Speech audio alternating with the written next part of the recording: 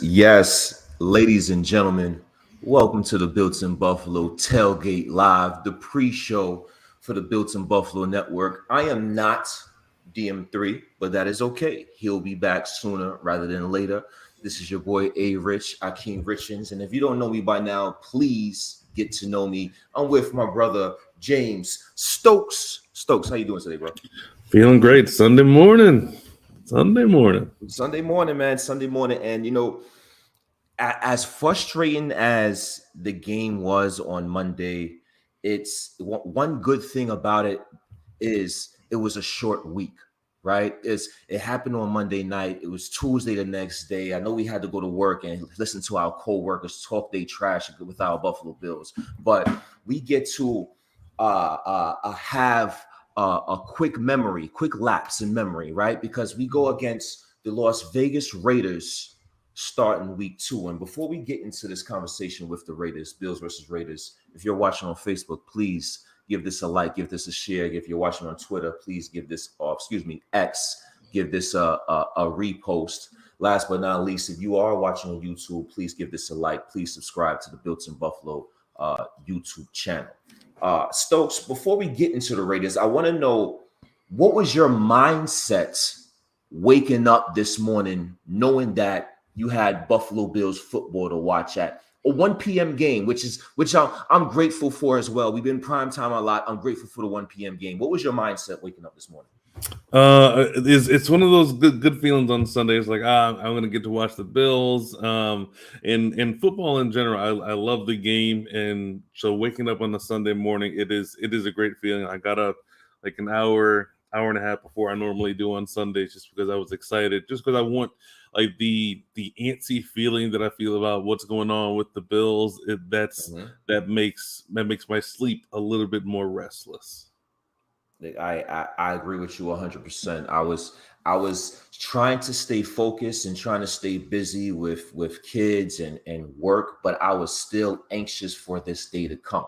And now that this day is here and the Buffalo Bills are having their home opener against the Raiders, I want to get your thoughts.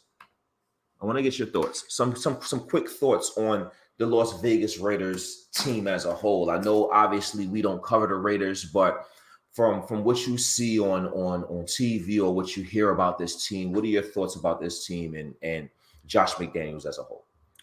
So they're a team that I would probably say is like top heavy, because their best players are among the best players in the NFL. So Josh Jacobs, one of the best running backs. Devontae Adams, one of the best wide receivers. Max Crosby, one of the best edge rushers. So you have those three players that are going to be the biggest keys as far as that team is concerned, and they're all really good in game records in their own different ways. So they are definitely the biggest things you want to focus on when you're dealing with those guys. But at the same time, you have a guy in Josh McDaniels who is a proven good offensive mind. And then you have a defensive player who can wreck a game. So it's just a matter of not letting those game wreckers wreck the game too bad. You're not going to stop Jacobs. You're not going to stop Devontae Adams. You're not going to stop Max Crosby from being a factor. It's just a matter of not letting them destroy an entire game plan just because they're great.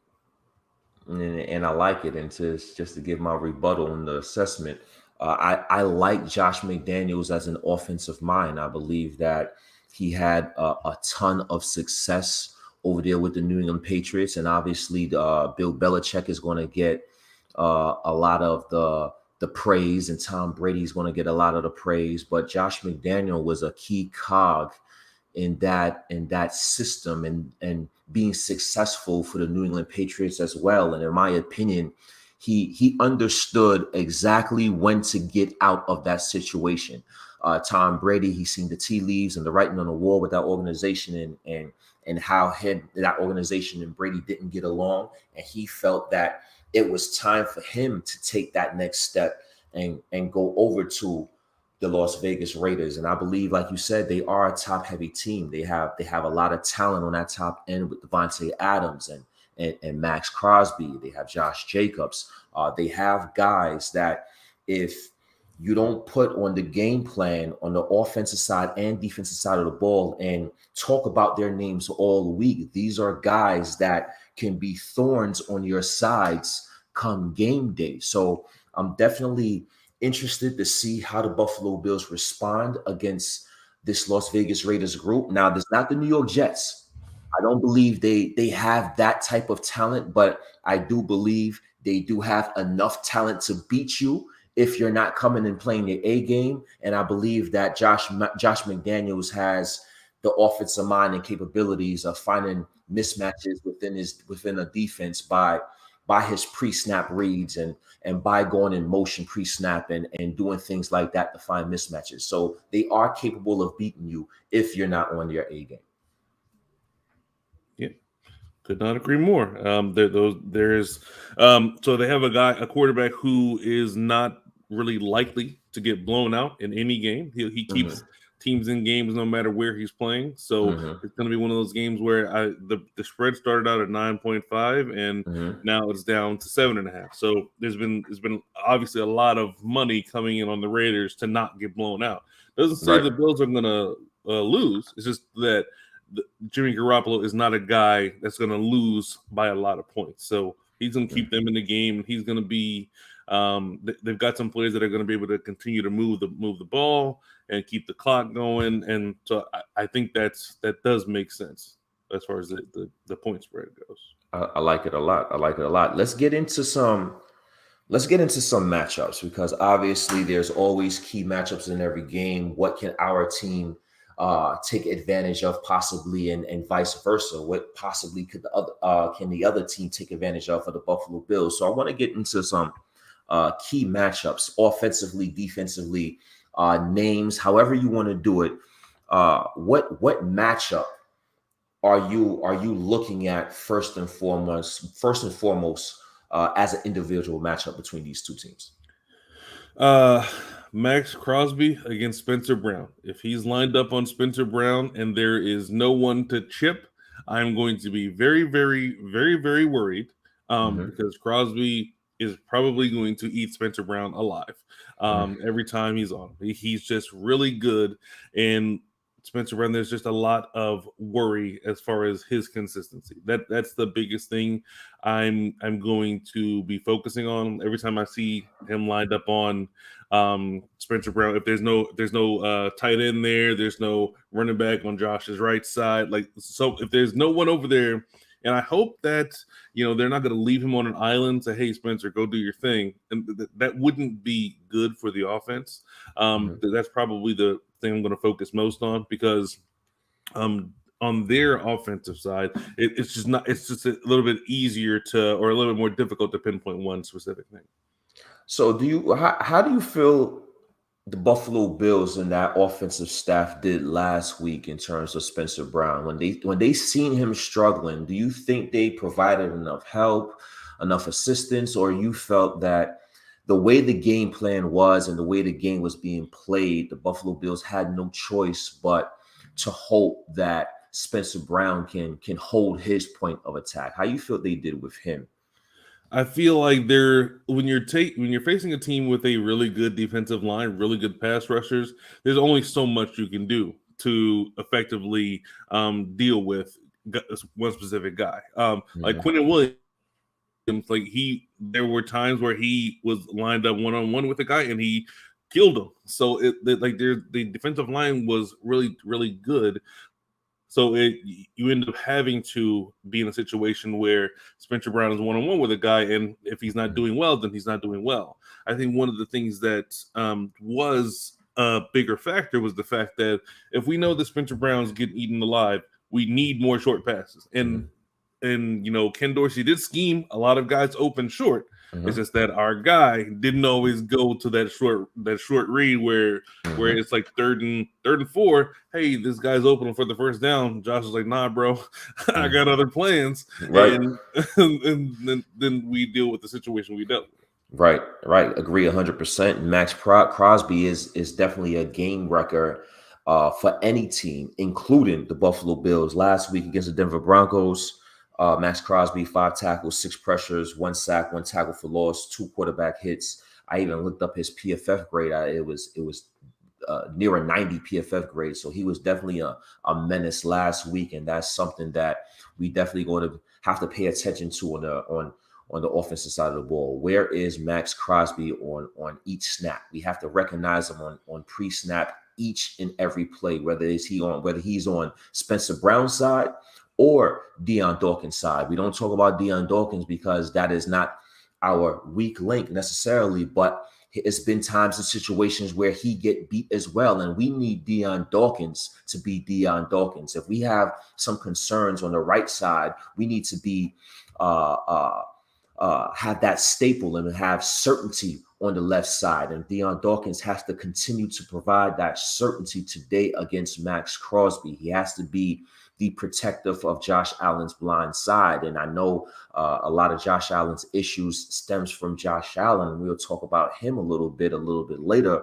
But the offensive line has to give Josh Allen the confidence to look downfield and make the proper read. He can't be in the pocket worried about the defensive line possibly getting a hold of him or getting to him. So we need the Bills' offensive line beyond the tackles to give Josh Allen a nice clean pocket where he could step up and climb that pocket and make the necessary reads and progressions correctly. So that's definitely going to be a key matchup with Max Crosby versus the Buffalo Bills offensive line, especially their offensive tackles.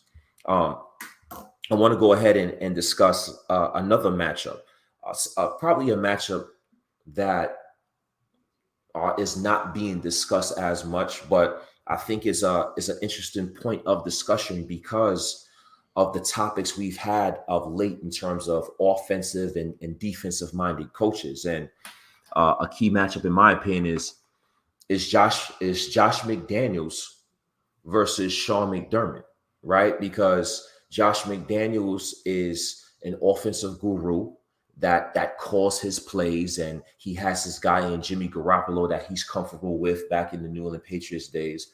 And we have our guy, our defensive-minded head coach, who's calling plays as well in Sean McDermott. So I think that this is going to be a interesting chess matchup because we have both coaches that's gurus on the offensive side and defensive side of the ball actually calling plays. So how is Sean McDermott going to make adjustments to what Josh McDaniels is doing on the offensive side of the ball and vice versa? So I want to see how these two coaches square up and play chess on the football field today. Yeah, I think that one of the things that we came out of the preseason thinking or looking at was the fact that Sean McDermott was calling plays, but it was preseason, so there isn't a way to see what he's going to actually call in a regular season situation. And then when we went into week 1, we were thinking, okay, now we're going to finally see what he's scheming up. And then Aaron Rodgers goes down. So then the Jets were probably in like preseason types of offensive sets and offensive play calls, and it was more difficult to base what McDermott's going to be out there calling. So I think that this might be the first opportunity for us to see how Sean McDermott's going to make adjustments, how he's going to call defenses to deal with whatever offensive minded coaches are doing, because as you know, Saleh's a defensive coach, and then Nathaniel Hackett, he's a good offensive coach, but he built his game plan around Aaron Rodgers and what Aaron Rodgers does, and that is not Zach Wilson. So I think this will probably be the first actual test that we're going to see. And I'm excited for it. I'm excited to see what Sean McDermott is going to do to try and disrupt the way the Raiders are going to play. But I'm a little worrisome of it because the Raiders have a similar type of skill set like that the Titans would use against the Bills. They would go Henry, and then AJ Brown with the play action crosser. Henry, play action AJ Brown, and I could see that happening against the Raiders today. So that makes me a little bit worried. And I agree with you. I agree with you 100%. In my opinion, I'm probably jumping the gun a little bit. This is a game that the Buffalo Bills should win and should take care of, but the Raiders do leave you some concerns. And I want to ask you, Stokes, what is your definition of a hot seat, and is Sean McDermott on that hot seat? Because we hearing these talks. We're hearing a lot of talks. What happened last week? You know, we have these sprint runners as fans in marathon seasons with football that says Sean McDermott needs to be fired. That brings up Sean McDermott coaching blunders where it's 13 seconds or how he mishandles certain things. So what is your definition of a hot seat, and is Sean McDermott on that seat? My definition of a hot seat would be it'd be defined as the Bills missing the playoffs this year. Now that the Jets are effectively out of the playoff race, if the Bills miss the playoffs this year, then I would consider him on the hot seat. I have trouble with wanting to say anything like that after one game, especially in a game where he wasn't the issue. Like everyone on the field kept telling Josh, "Hey, play smart, play with your head, don't do anything crazy." And then Josh did crazy things. So that those types of things are partially on Sean McDermott, I guess, because he didn't get through to Josh. But those are mostly on Josh, that he's deciding what he's doing with the football. So and I saw many people posting and saying Josh needs to be traded or benched. Those are just ridiculous thoughts. Ridiculous. There's just no logical world where Josh Allen should not be the quarterback for the Bills. That's just crazy. So, I think the only way he could be on the hot seat is if the Bills miss the playoffs. And I'd be really shocked if that were to happen. But if that does happen, I could see them being a little bit worried about McDermott. And it's like, hey, Rich, how in the world could you present that question right now? We're talking about the Raiders and the Bills and key matchups. But I say that because do I think Sean McDermott is on any type of hot seat or should be on any type of hot seat? No, right? We're talking about 7 seasons in, 62 wins, 36 losses. But the reason why I bring that question up is, if you was to lose a game to the Las Vegas Raiders, then even though it's still week 2 and it's still a marathon, not a sprint, it's still a long way to go. But losing games like this, where people are thinking that the Buffalo Bills are not supposed to lose this game, will have you in deeper talks on why you should be in that hot seat. Right now, Sean McDermott is not on the hot seat, but these are the type of games, if you lose, you can get on the hot seat. So this is a big game for Sean McDermott and Buffalo Bills today. Take care of business. You are the better team. You are supposed to win this game. You should take care of business. Stokes, give me another key matchup to this game. So I alluded to it a little bit in regards to the play action and the run game. So Josh Jacobs. Now the Bills were pretty, aside from the 2 or 3 breakout runs, every other time they seemed to do a pretty good job of locking up, whether it was Dalvin Cook or Breece Hall. So I think that's going to be a big key, is what they're doing when Josh Jacobs is in those like 1st and 10 situations that he's getting the ball. We can put them in the 2nd and 8, 2nd and 9, 2nd and 10. Those are going to be great situations for the Bills. And I think that, if we can get them into some obvious pass situations, I feel like the Bills are going to get to Jimmy Garoppolo because we have good pass rush. Floyd, Groot, like Jordan Phillips, like all those guys know how to get to the passer, and we have to get them into those passing situations. When the Titans were doing well against the Bills, it would be like 3rd and 2 where they can pass or they can run. So then you have to play action, and it's more difficult to defend. I like it. And I want to say also Terrell Bernard, like he's going to be a big key at figuring out how he's going to continue to progress as the linebacker and the play caller, essentially, and whether either Kirksey is elevated today or whether there's an opportunity for him to get on the field, or whether Bernard's going to continue to be playing decently. And when I watched him on Monday, I didn't see like he made any like egregious mistakes, but he didn't do anything that was spectacular either. And maybe that's what we want out of that linebacker position. But that's another key for me. I like it a lot. And Josh Jacobs last year ran for 1,653 yards, 12 touchdowns, I believe, almost 5 yards per carry.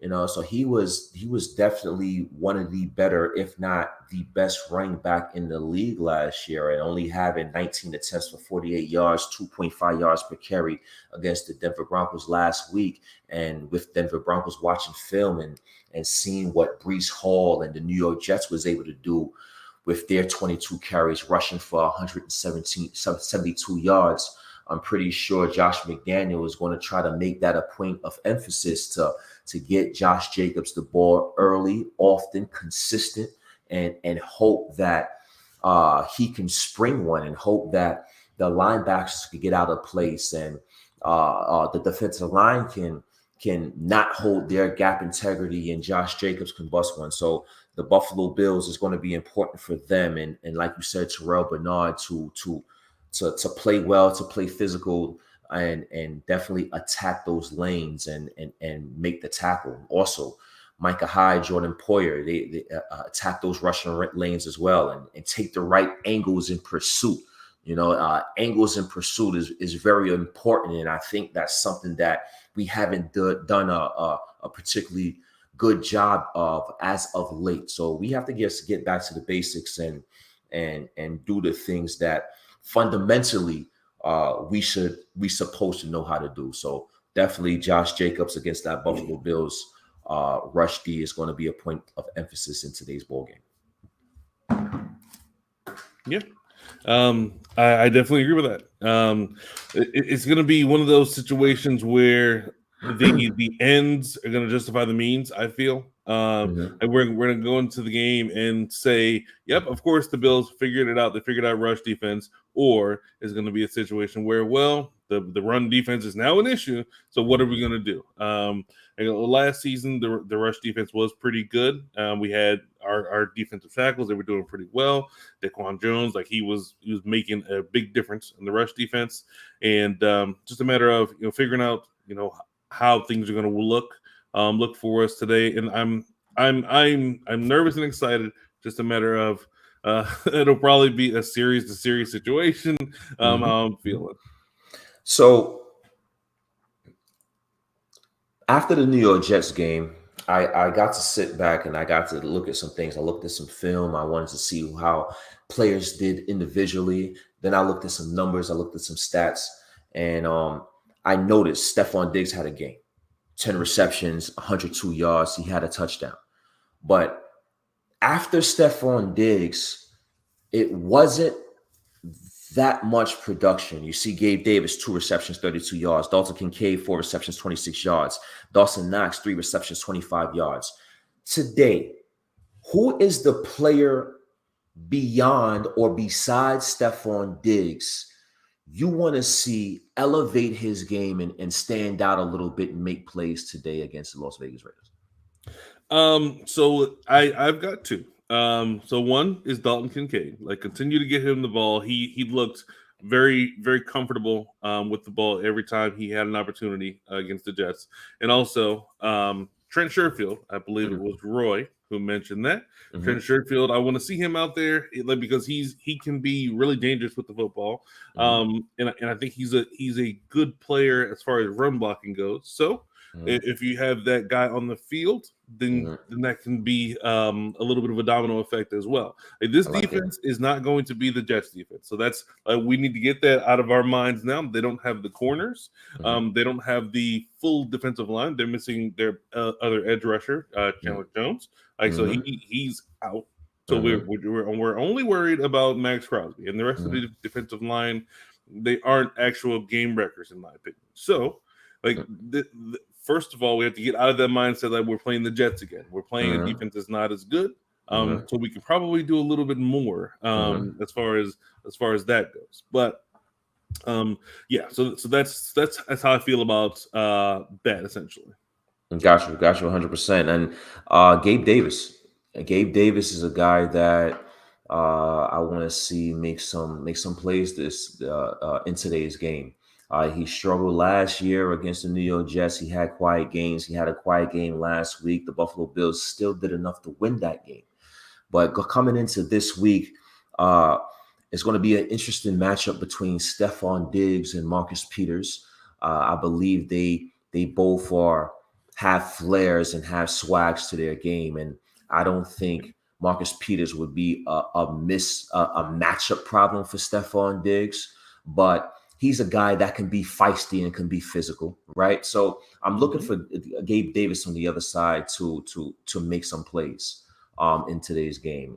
4 or 5 receptions, have one of his 20 or 30-yard catches, and be a guy that Josh Allen can consistently go to throughout the course of this game. I know we're going to be running the 12 personnel, and we talk about Dawson Knox and Dalton Kincaid, but Gabe Davis on a contract year says he's fully healthy from that injured ankle, and hopefully we get to see some of that progression today against the Las Vegas Raiders. Stokes, defensively, who are you looking to see? Who are you looking forward to see today?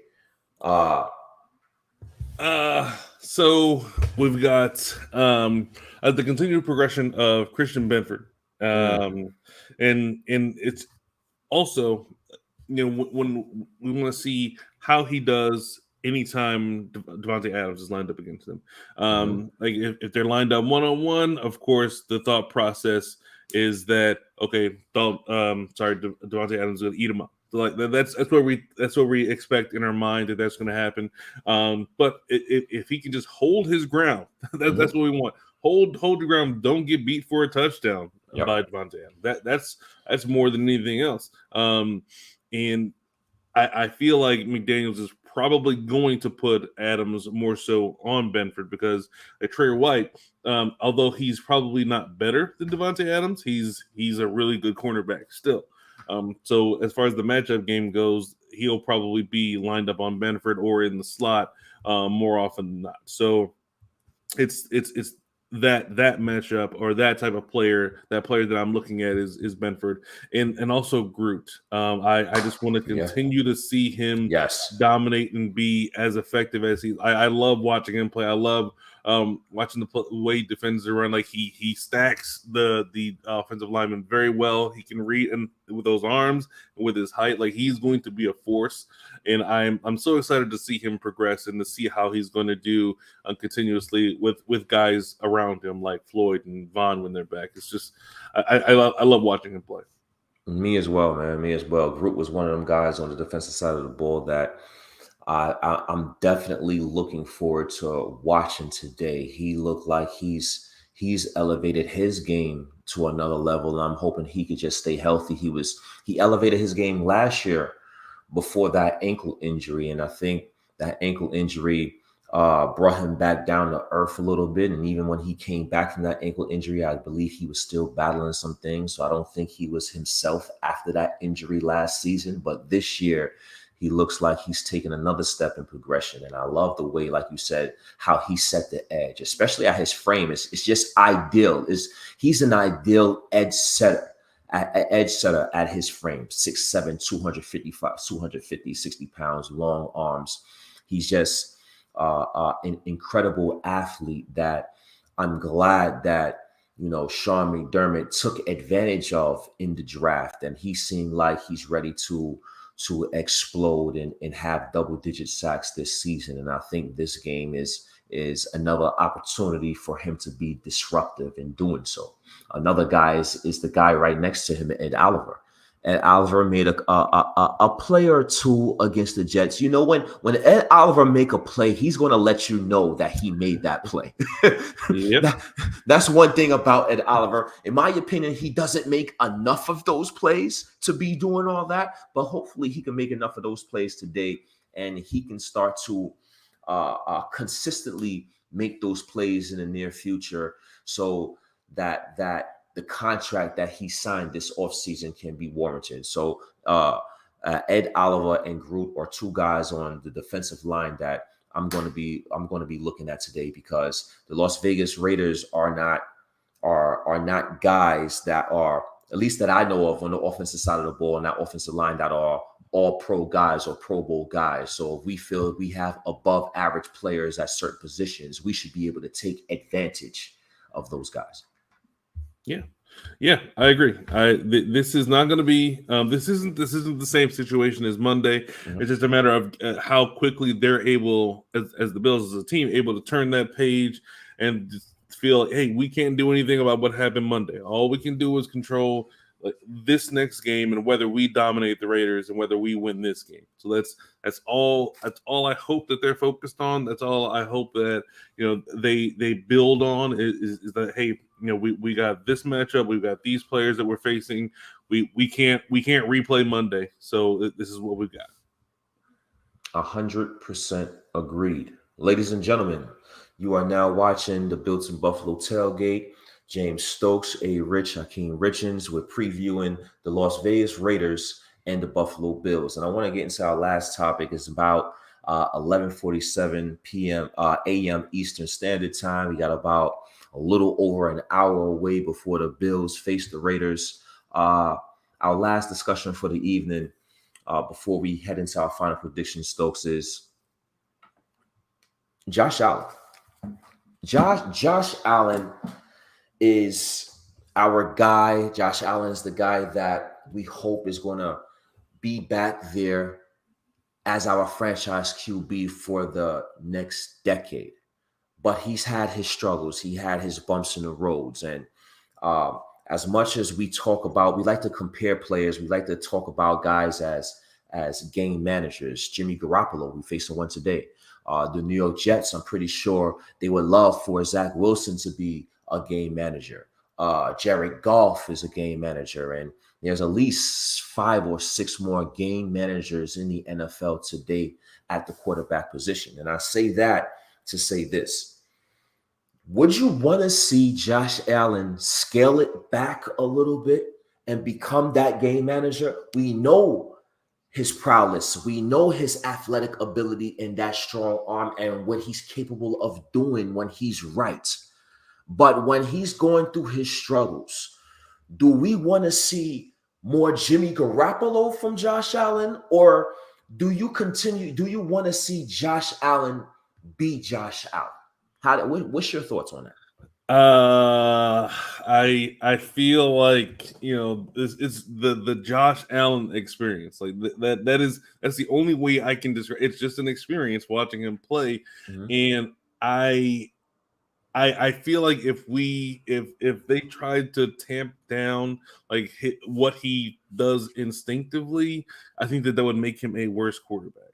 Because a lot of the decisions he makes, when they work, they look incredible. It's like, why would someone make that throw? And he made that throw. Right. And then you have those situations where he throws in the double coverage to a 5'6" wide receiver. Right. It's like, why would you make that throw? And he made the throw, and it was a bad throw. So it is such a conundrum to think about whether I'd want Josh Allen to be any different, because he's going to win us 3 or 4 games that we probably have no business winning. But He'll put us in a situation where we lose a couple games that we probably shouldn't lose. And Monday is just that game. Monday's that game. Hey, we shouldn't have lost this game. It's all good. I mean, well, we can't do anything about it now.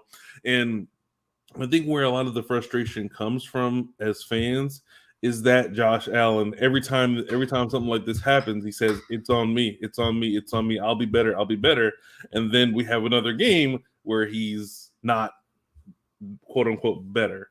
And I think we also forget as fans that like we forget the feel good from Josh Allen when we're dealing with the bad. It's like we're only focused on, hey, he's not doing the great thing. But when he does the great thing, we forget about the bad. So I don't think, to answer your question, I don't think that I would want him to be any different than he is. I embrace the Josh Allen experience because I know he's going to do incredible things that are going to put us in position to win or lose a game. And that's fun. Now, we talk about Josh Allen. He's in year 6, and we talk about him because he's in year 6, because he's that veteran now. He shouldn't be making some of the same mistakes he's been making as if he's going into year 1 or year 2 and in even year 3. How much does coaching have to do with this? Because Palmer, his quarterback coach in the offseason, said that he really misses Brian Daboll. Now, is there truth to that? Is it possible that Josh Allen is missing Brian Daboll? Or is it, hey, you know what? You're in year 6, buddy. This is the training wheels are off. We can't use coaches as an excuse. You should be able to see the field and make certain plays that you haven't made last week. I think that's probably part of it. I think maybe whether it's good or not, they've all had a way of getting through to Josh Allen, it seems.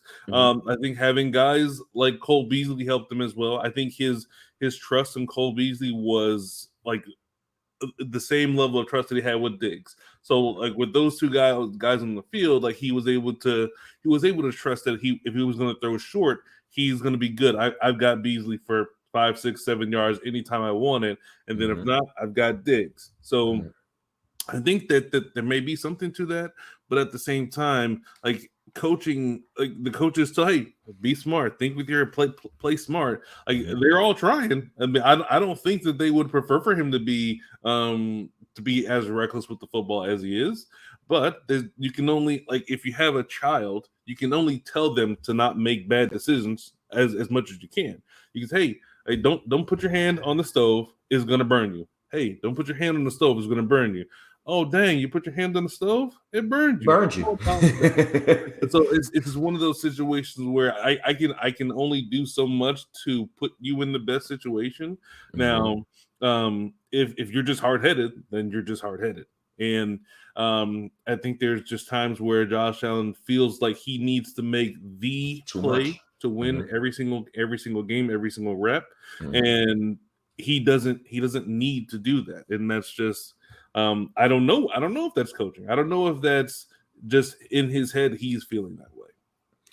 And it's definitely interesting with Josh Allen. And you know, we see reports, you know, when players get available or want to get traded, or we see reports all the time, and teams get linked to certain reports, and Jonathan Taylor's name, you know, he comes up because he doesn't want to play for the Colts anymore. And then the first thing, of course, as Bills fans, like, hey, the Bills should, you know, get Jonathan Taylor. And then people will say, you know what? Well, James Cook, he's not the issue. The running game is not the issue here, right? But like you said, the reason why I bring this up, because you said something real interesting.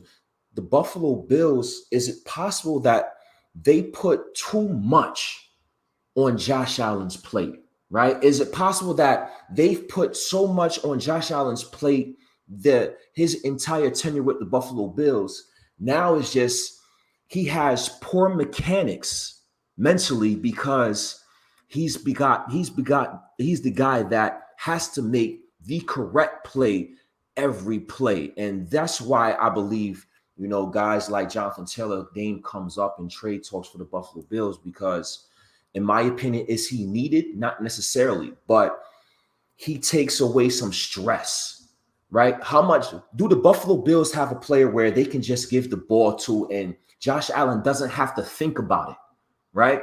Josh Allen can't afford right now to take plays off for the Buffalo Bills. That's just how it is. And when you have a guy like Saquon Barkley, you have a guy like Nick Chubb, you are able to take plays off, recalibrate, even though you're in the game, because now you can lean on some of the stress from this other guy that's an above average player that is on your roster. So I think that it's definitely a lot of interesting discussions to talk about with Josh Allen. But right now, the way the team is constructed, he's at a point where he has to make the correct play every single play without taking a play off. And I think that is hindering Josh Allen a little bit. Yeah, and that I think is a coaching situation. So it happened more than a handful of times last year. Like on first down, it'd be 1st and 10. The runner gets stuffed, or it'd be a 1 yard run. Then they would pass for the next 8-9 plays. Mm-hmm. It's like Ken Dorsey says, okay, well I'm done running the ball. That one didn't work that time. Like you can still go back to the run even if it didn't work the first time. Like correct. And that is coaching, because the coach is calling the plays, unless of course Josh Allen's audibling, which I believe he has the autonomy to do. Mm-hmm. But even with being able to run the ball, that is going to be big for any quarterback. I watched a bit of college yesterday, and there were times where a quarterback would have like a 15-yard run, 20-yard run, and then they call a pass the next play, and he overthrows a wide receiver about 15 yards because he's so hyped up after that big-time run that he just had. And I think that sort of thing could happen as well with Josh Allen. Is we keep putting so much on him that after he makes one good thing happen, he's like, okay, now I got to throw this ball through the wide receiver this time. Right. And he sometimes gets overhyped. And I agree with you in saying that we need the type of guy that's trustworthy enough to have that. Hey, Josh, these next 2 plays, you're just going to chill, give the ball to whoever, and just relax. We'll get back to you on 3rd down if it's a 3rd down. Like we need that type of thing. We definitely do. We definitely do. Akeem Richens, built in Buffalo Tailgate. My boy James Stokes is in the building with me. James, going on 45 minutes. We want to get the people getting ready to go to watch the football game. They probably got to get beers. They're probably making wings. They're probably on the grill. So before we get out of here, let me get some final thoughts or final predictions from this Buffalo Bills Las Vegas Raiders game. I'm not sure if you're a points prediction guy or if you're just a guy that likes to predict that what may happen on the game and just provide an outcome. Give me your predictions. So I mean, when we did this on Monday, what I did predict the Bills to win, but my caveat to that was if the game is close, Josh Allen is more likely to do things to lose the game than Aaron Rodgers is. So my prediction was sort of correct, half correct, because Josh Allen did things to lose the game. So I'm not going to predict a close game today, even though Jimmy Garoppolo doesn't get blown out. I think the Bills are going to win 31-17. I think they're going to go over 30. If I can see offense looking very easy for them today, and that's what I'm expecting. I'm expecting the Bills to win comfortably. I think there's going to be some situations early on where we're going to, as fans, thinking, oh boy, we're in trouble. But the Bills are going to get right, and I'm expecting that it'll be a double-digit win. They're going to cover for anyone who's in playing the point. I like it. Las Vegas Raiders, they are obviously an NFL team. They're going to be a team that is fighting to make a playoff. You know, the Raiders, they've been going through whatever they've been going through the last several years, and they have Devontae Adams, they have Jimmy Garoppolo and Max Crosby. They're going to hope Chandler Jones come back at some point. But today, Chandler Jones is out. I believe Myers is out. The wide receiver Myers, he had a big game for the Raiders last week. I think he didn't make concussion protocol, so he's out. The Buffalo Bills has to take advantage of this game at home today. We haven't seen the Buffalo Bills play good for 60 minutes in some time, right? They didn't play good for 60 minutes last week, obviously, against the Jets. They didn't play good for 60 minutes against the Bengals the last time we saw them last year in the playoffs. And against Miami the week before we lost to the Bengals, we had some hiccups along the way as well. So in today's game, I want to see the Buffalo Bills play a complete football game for the entire football game. Offensively, Josh Allen, keep those turnovers down, bro. Keep those interceptions down. Keep those fumbles down. Penalties and mistakes. We had 5 penalties last week. It wasn't bad, but if we can keep them down even more, that'll be great. The New York Jets only had 2 or 3 penalties themselves. They should have had a 4th one because of the tripping call for the punt return, but that's a story for another day. Keep the mistakes and penalties down. Josh Allen, we don't need the sugar high Josh Allen. We need the cool, collective Josh Allen that's going to go through his reads and progressions correctly and going to make the proper plays. Be patient. Take what's given to you. If it's open underneath, let's go underneath. Let's be patient in taking what's given to us. Defensive side of the ball, we need to get after Jimmy Garoppolo. Jimmy Garoppolo is, for the most part, one of the stationary quarterbacks left in this evolution of the NFL that we are getting to. So we want to be able to take advantage of the lack of mobility Jimmy Garoppolo has, and we're going to have to be able to put pressure on that offensive line and be a menace up front. Terrell Bernard, our linebackers, the running lanes, we have to do a good job. The only way we could, in my opinion, after Aaron Rodgers went down last week, the only way we could lose that game is if we give up rushing yards and if we make bonehead mistakes and penalties. And last week, what happened? We gave up rushing yards and we had those bonehead mistakes and penalties. And anybody can beat you if you're going to perform that way. Las Vegas Raiders are included. So we have to be penalty and mistake free. And if we do those things and worry about our 111, we should be able to get this job done. Buffalo Bills 34, Las Vegas Raiders 20. Okay, they're going to cover in your opinion too. Yes, sir. Yes, sir. Anything else before we get out of here? No. I'm just excited for this game. I'm excited to come out of this feeling a lot differently than than on Monday. Monday, my evening was just shot after the game. It was just like I was laughing to my fiance. Like I don't even know how that happened. I don't even know how to explain what just happened, especially with the way the game was lost on the punt return. It's like you can only laugh. You couldn't make that up. And we hope that it's not deja vu today. The Buffalo Bills can and will take care of business today. We're going to speak it into existence. Please tune in to the Built in Buffalo post-game show with myself and Izzy following the conclusion of the Bills and Raiders. Once again, ARich, Hakeem Richens, James Stokes. This has been the Built in Buffalo Tailgate pregame show. Go Bills. Go Bills.